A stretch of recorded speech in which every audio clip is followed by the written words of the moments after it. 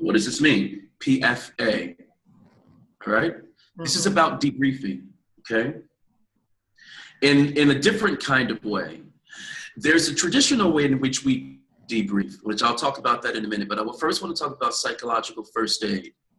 We don't debrief the trauma. In other words, when we do a debriefing, what do you think of? You know, okay, so we de-escalate. Right, de-escalate. Whatever, calm down, relax, breathe, right? We say these things. Yes, breathe. Right? We're not really touching on the trauma, though. I'm just trying to de-escalate you so I can send you back out to battle. This is typically how we do our soldiers. This is where a lot of this intervention comes from. So we're looking at soldiers and PTSD, people in combat.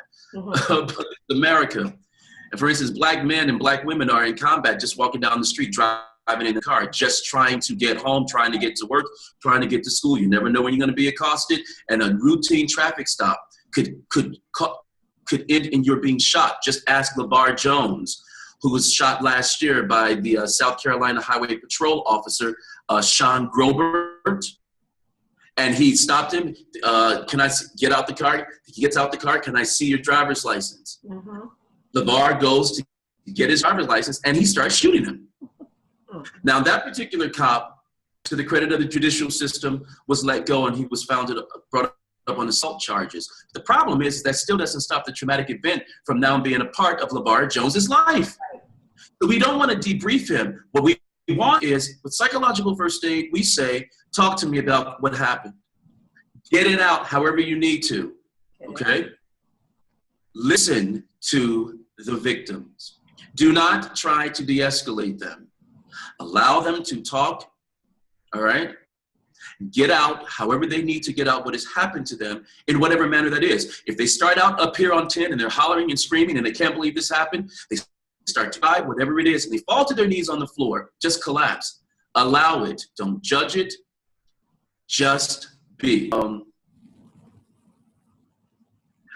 So I think it's just important to remember that these models that I've talked about with intervention, psychological first aid especially, diffusing, debriefing to a lesser degree, but nevertheless, it's all about creating a non-intrusive but a compassionate environment in which these victims can actually express themselves, not necessarily having to process it on anybody's timeline but their own.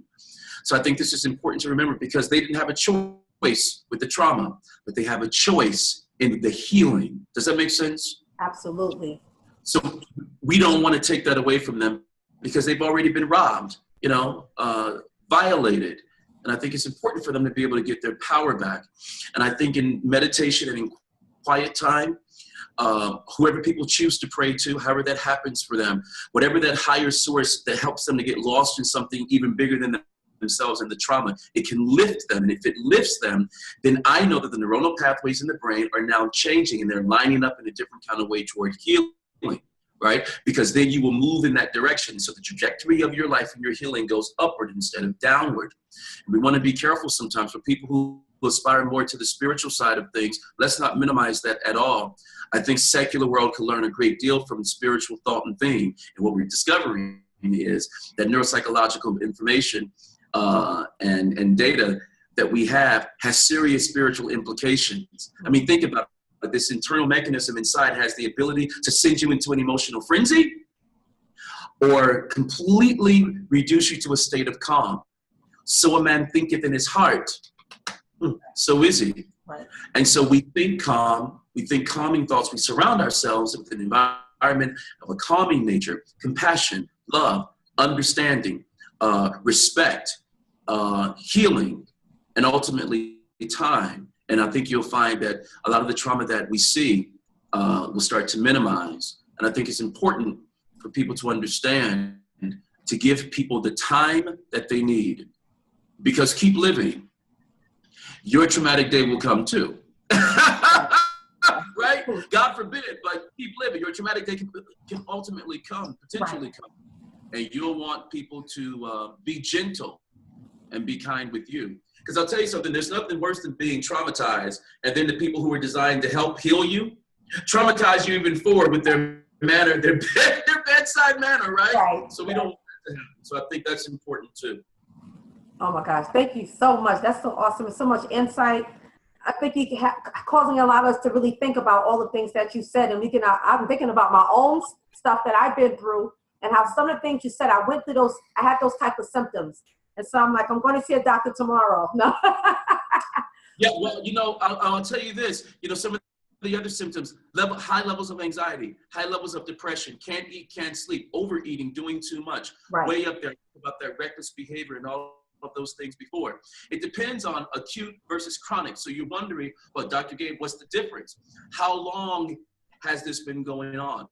How long has the depression been going on? How long has the anxiety been going on? Is it becoming escalated, right, over time instead of minimizing? This could put you beyond acute and into a state of chronic, a chronic emergency of a traumatic nature.